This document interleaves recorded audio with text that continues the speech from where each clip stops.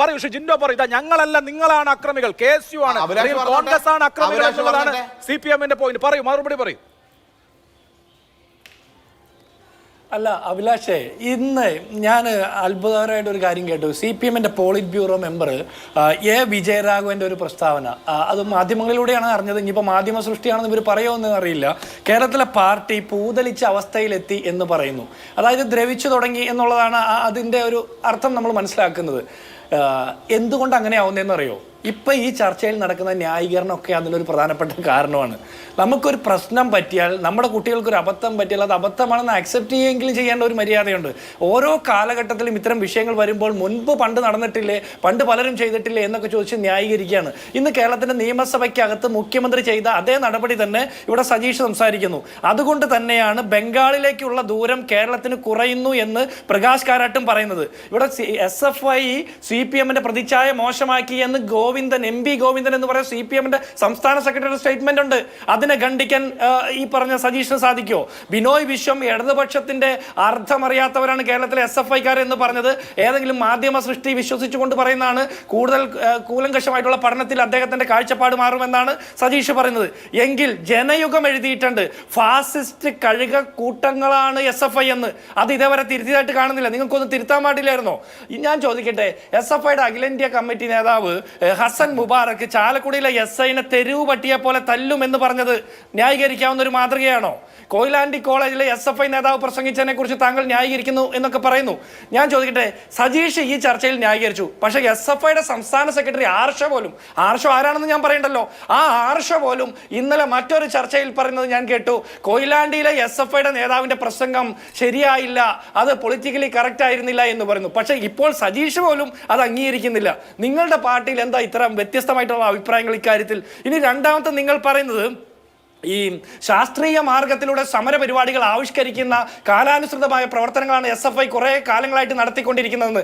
എവിടെ ഒരു പ്രിൻസിപ്പളിന് ശവപ്പെട്ടി ഒരുക്കുന്നത്, മറ്റൊരു പ്രിൻസിപ്പളിന്റെ കസേര കത്തിക്കുന്നത്, വേറൊരു പ്രിൻസിപ്പളിന് കുടീരം ഒരുക്കുന്നത്, അതിനെ ഇൻസ്റ്റലേഷൻ ആട്ടുന്ന MA ബേബിയെ പോലുള്ള ആളുകൾ പുകഴ്ത്തിപ്പാടുന്നത്, 21 അധ്യാപകരെ മുറിയിൽ പൂട്ടിയിട്ട് ലൈറ്റ് ഓഫ് ചെയ്യുന്നത്, അതിൽ നിന്ന് രക്ഷപ്പെടാൻ ശ്രമിക്കുന്ന അധ്യാപികയുടെ കൈ പിടിച്ച് തിരിക്കുന്നത്, ASF വനിതാ നേതാവിന്റെ പുറത്ത് ചവിട്ടിയിട്ട് തന്തയില്ലാത്ത മക്കളെ പ്രസവിപ്പിക്കാൻ വേണ്ടി എന്ന് പറഞ്ഞ് ജാതി അധിക്ഷേപം നടത്തുന്ന SFIയുടെ സംസ്ഥാന സെക്രട്ടറിയുടെ പരസ്യമായിട്ടുള്ള ദൃശ്യങ്ങൾ പുറത്തു വരുന്നത്, മാധ്യമ സ്ഥാപനങ്ങൾ ആക്രമിക്കുന്നത്, രാഹുൽ ഗാന്ധിയുടെ ഓഫീസ് ആക്രമിക്കുന്നത്, ASFന്റെ തന്നെ ഒരു നേതാവ് സുമേഷ് സുധാകരനെ തല്ലി കൊല്ലാറാക്കി 123 ദിവസം ജയിലിലിട്ട് ആശുപത്രിയിലാക്കുന്നത്. അതിനുശേഷം അതേ ASF നേതാവ് പറയാണ്, ഞങ്ങളുടെ ജീവിതത്തിൽ ഇന്നേ വരെ KSUക്കാരിൽ നിന്ന് ഞങ്ങൾക്ക് കേരളത്തിൽ ഒരു ക്യാമ്പസിലും തല്ല് കിട്ടിയിട്ടില്ല, SFIക്കാരിൽ നിന്നാണ് അക്രമം കിട്ടുന്നതെന്ന്. അതിന് നിങ്ങൾ പറയുന്ന മറുപടി, ഞങ്ങൾ ഒരുപാട് പ്രതിസന്ധികളെ തരണം ചെയ്ത് കടന്നു വന്നിട്ടുള്ള സംഘടനയാണെന്ന്. ശരിയായിരിക്കാം, നിങ്ങൾ പറയുന്ന ആർഗ്യുമെന്റിനൊന്നും ഞാൻ നിലനിൽക്കില്ല. പക്ഷേ നിങ്ങൾ അങ്ങനെ പ്രതിസന്ധികളെ തരണം ചെയ്ത് കടന്നു വന്നു എന്നുള്ള ചരിത്രം പേറിക്കൊണ്ടിരിക്കുമ്പോൾ തന്നെ ഈ കാലഘട്ടത്തിൽ വിദ്യാർത്ഥികൾക്കെതിരെ അത്തരം പ്രതിസന്ധികൾ സൃഷ്ടിക്കുന്നതിന്റെ ഇടിമുറി നിർമ്മാണത്തിലാണ് നിങ്ങൾ ഇപ്പോൾ ഏർപ്പെട്ടുകൊണ്ടിരിക്കുന്നത്. നിങ്ങൾക്ക് അതില്ല എന്ന് പറയാൻ പറ്റുമോ? കേരളത്തിലെ ഏത് സർക്കാർ കലാലയത്തിലാണ് ഹോസ്റ്റലിനകത്ത് SFIയുടെ ആധിപത്യമില്ലാത്തത്, അക്രമമില്ലാത്തത്? അതിന് നിങ്ങൾ പറഞ്ഞ മറുപടി കാര്യവട്ടം ക്യാമ്പസിലെ വിദ്യാർത്ഥികളെ വിളിച്ചു ചോദിക്കണമെന്ന്, അതുപോലെ കാര്യവട്ടം ക്യാമ്പസിലെ ഈ അക്രമം നടന്നു എന്ന് പറയുന്ന ഹോസ്റ്റലിലെ വിദ്യാർത്ഥികളെ വിളിച്ചു ചോദിക്കണമെന്ന്.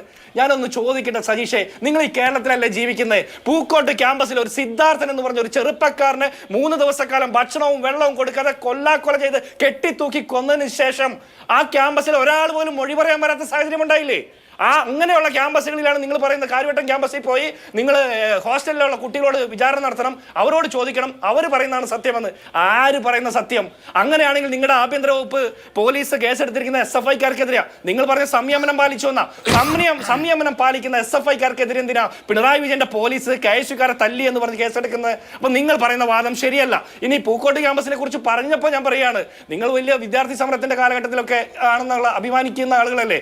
ആ സിദ്ധാർത്ഥ കൊന്നുകളഞ്ഞ ആളുകൾക്ക് അവർക്ക് 75% അറ്റൻഡൻസ് ഉണ്ടായിരുന്നില്ല, അവര് 3 മാസം ജയിലിൽ കിടന്നു, അവർ യൂണിവേഴ്സിറ്റിയുടെ മറ്റ് സ്റ്റാറ്റ്യൂട്ടുകളൊന്നും പ്രകാരം പരീക്ഷ എഴുതാൻ യോഗ്യരല്ല. പക്ഷേ ഈ പ്രോസിക്യൂഷനും പോലീസും യൂണിവേഴ്സിറ്റി അധികൃതരും കോടതിയിൽ ആ വിഷയങ്ങളൊക്കെ മറച്ചു വെച്ചതുകൊണ്ട് ആ കൊടും കുറ്റവാളികൾക്ക് പരീക്ഷ എഴുതാൻ വേണ്ടിയിട്ട് പ്രത്യേക സൗകര്യം ഒരുക്കി കൊടുത്ത് മണ്ണൂത്തി ക്യാമ്പസ് ഒരുക്കി കൊടുത്തില്ല. നിങ്ങൾക്ക് എന്താ നിലപാട് അതിൽ?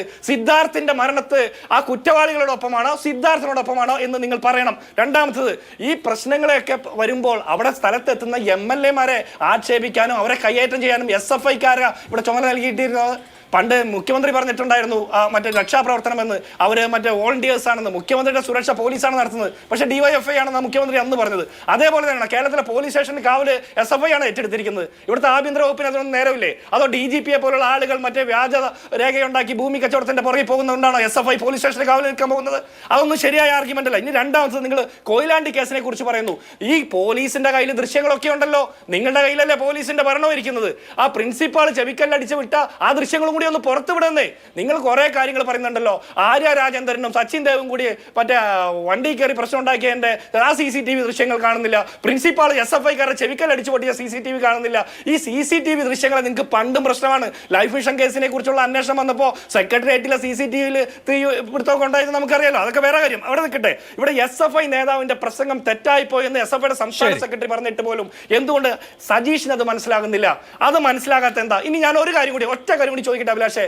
നിങ്ങൾ ഈ പ്രവർത്തനമൊക്കെ നടത്തുന്ന കേരളത്തിലല്ലേ? നിങ്ങൾ ഈ പ്രവർത്തനം നടത്തിയ ത്രിപുരയിലും ബംഗാളും ഒരു പരിവായി. ഈ JNU അടക്കം കേന്ദ്ര സെൻട്രൽ യൂണിവേഴ്സിറ്റികളിൽ, ഡൽഹിയിലെ യൂണിവേഴ്സിറ്റികളിൽ SFI ഇങ്ങനെയല്ലല്ലോ പ്രവർത്തിക്കുന്നത്.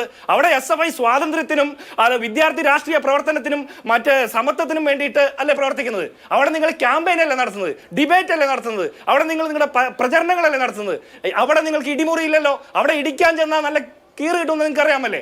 അതുകൊണ്ട് നിങ്ങൾക്ക് ശക്തിയുള്ളിടത്ത് നിങ്ങൾ മറ്റുള്ള ആളുകളെ തല്ലിയും വശമതരാക്കിയും ഒക്കെ ജയിക്കുന്നതിനെ ജയമെന്ന് പറയല്ലേ. ലൈറ്റ് ഓഫ് ചെയ്ത് ജയിക്കുന്നതല്ല ജയം. ശരി, ഓക്കെ, അതാണ്